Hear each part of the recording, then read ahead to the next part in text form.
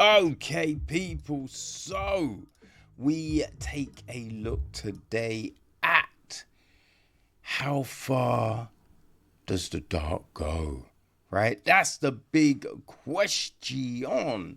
And yeah, I feel it kind of gets answered with this flick, right?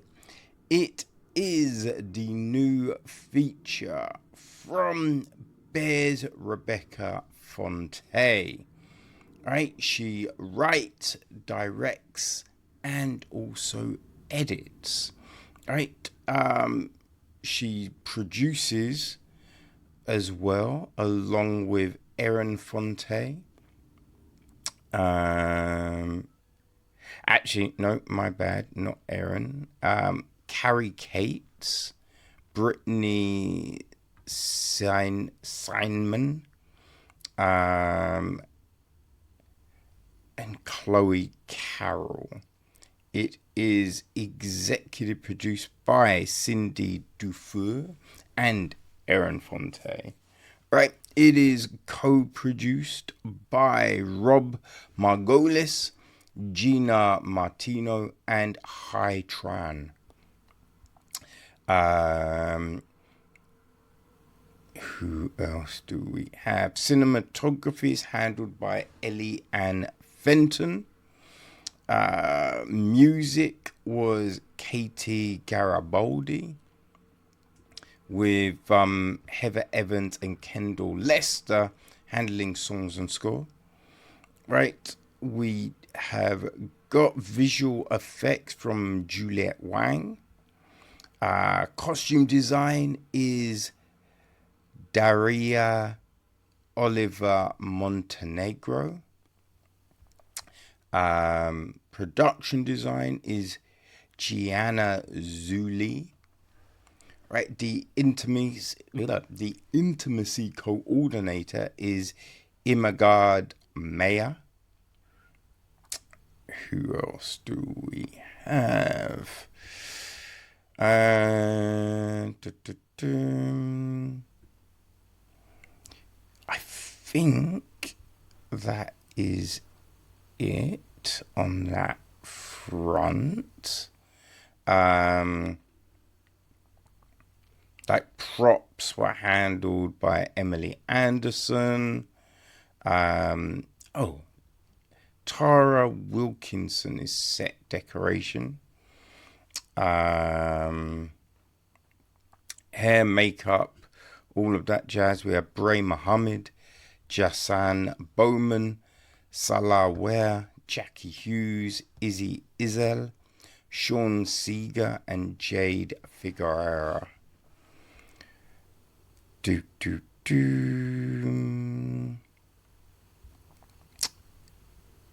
Okay, yeah, that is it. So the cast, who was in the joint? So playing Grace is Anna Hindman. Then Evienne is played by Chloe Caroll. Evienne's son, right, Henry Dante, is played by none other than Robert Picardo. Right, Evienne's original love interest, Tempest, is played by Samantha Rothermel. We've got Grace's best friend, Mandy, played by Kim Wong. Her son, Logan, is played by Samuel Lee Wintrob. There is Diana Ra, played by Talita Perry. Right, Jim Shubin is Florence Snowdegrell. Marine is played by Eric Francis Melagrani. Alex Bishku is Jackie the bartender. Galendi Anchor It's played by Brad Fletcher. Micah, the club kid, is played by Paige Alexandria Martin. The baby version of Henry is played by Samuel Dunu, and his mother is played by Madeleine Connor. Grace's dad is played by Michael Dixon. Jeff, played by Frank Valoop. Who else do we have? So there's a book club we see. So Dolores is played by Francesca Shipshy. Nora, played by Hannah Gaffney. Megan McGee is Becky. Stephanie is played by Jacqueline McCarthy. And Stephanie Morgan is Fran. Okay, so the gist of the film. Grace's life has been a series of disappointments. Addicted to morphine, the nurse doesn't have much reason to fight back when Evienne, a vampire, kidnaps her. Deep below Philadelphia, Evienne has preyed on the city for 80 years from a series of forgotten subway tunnels. Now, with her still human son Henry dying of cancer, Evienne has nowhere to turn for help but from the innocents who are normally nothing more than dinner. Grace and Evienne develop a strong bond that caring for the same person creates, or is the vampire just beguiling the nurse, twisting reality and lowering her inhibitions? However, more than one vampire curses the streets of Philadelphia, Evienne's spawned ex-girlfriend Tempest has returned full of bloodlust and vengeance, and wants nothing more than to draw Evienne away from what little humanity she has left. So yeah, there is the film. We do have a director's statement, which is always a good thing, right? So, like most lost girls my age, I grew up in a video store. My parents were too uptight to talk about sex, so I learned about it from horror films, The Hunger, The Lair of the White Worm, and Vampiros Lesbos. Eventually, I found the works of Jean Rollin. His films were there with their gothic and occult trappings, strong female protagonists, and often campy perversion of horror and exploitation tropes became signposts for my own style. Also queer as fuck. As a queer filmmaker who runs a queer film festival, I want to make the films I'm not seeing made. Funny, sexy, bloody sexy. I also relish a kick-ass soundtrack. CDs from Jawbreaker, Great Expectations, Cruel Intentions, The Crow, Lost Highways, Trainspotting, and Magnolia were played until they cracked in my Discman.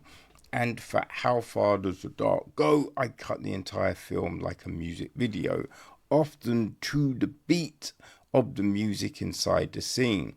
I want my films to be lush experiences with overwhelming sound and visual revelries, where the parts battle for dominance in the memory and sexy. Right, so people, that's the gist of things, right? I mean, I have to say, Magnolia did have a great soundtrack that I go back to so often. You know, Amy Mann's track is like, one of my faves. Anyway, right, so yeah, we have here this kind of vampire tale, but there's more to it than just a vampire tale, right? Because when you think about what a vampire does, right, and the notions of kidnap and all of this, and then you look at things like Stockholm. Yeah, I was like, what is it?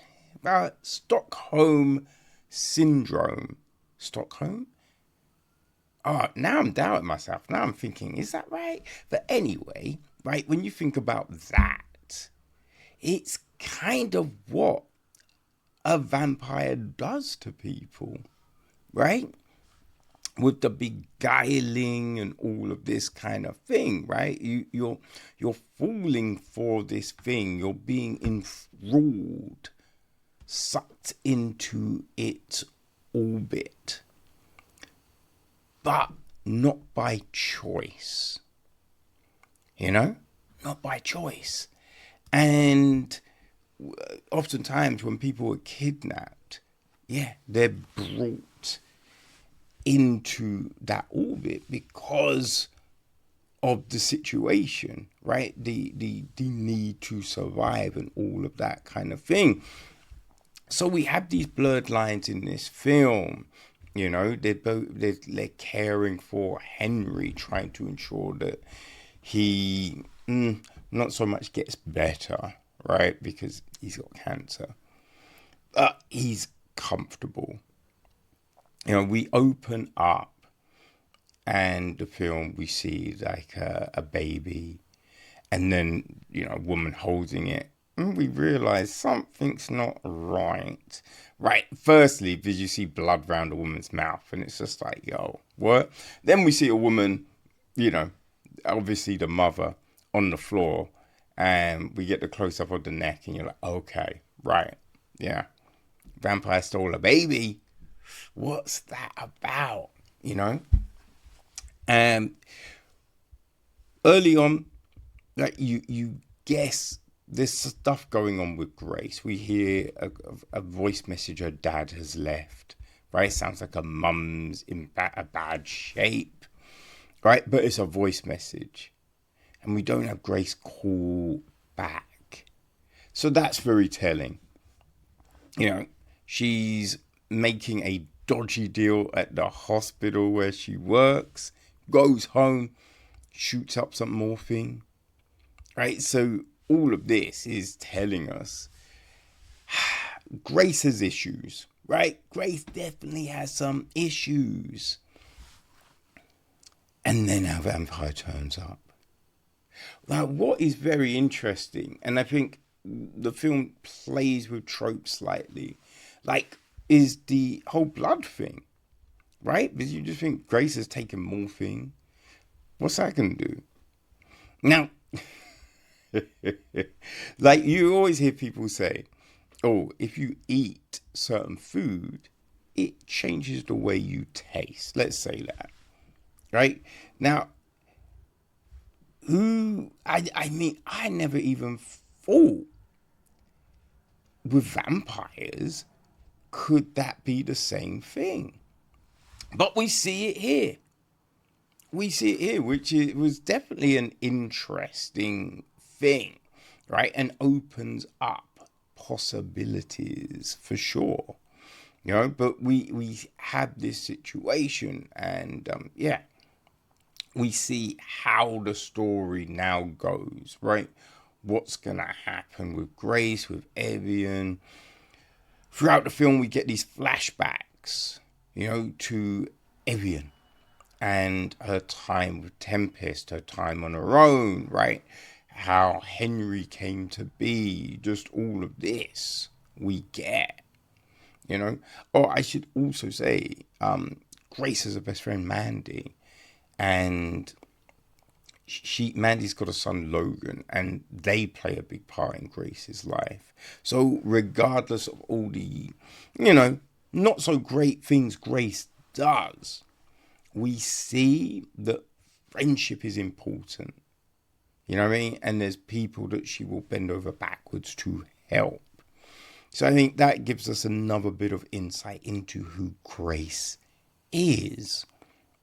But yeah, throughout the film, we're kind of exploring different themes of intimacy and relationships, right? What does a relationship actually mean?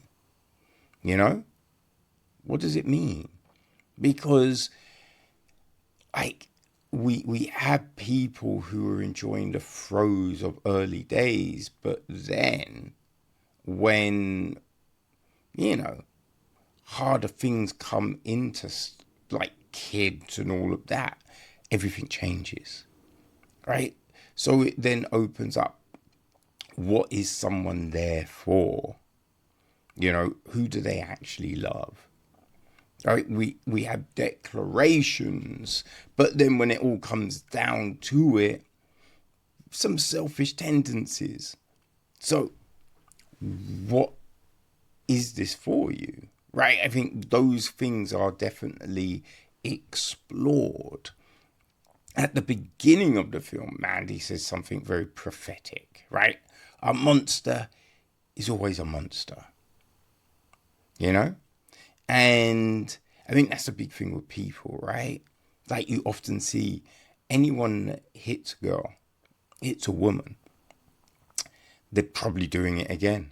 You know what I mean? Because those mental barriers have been broken.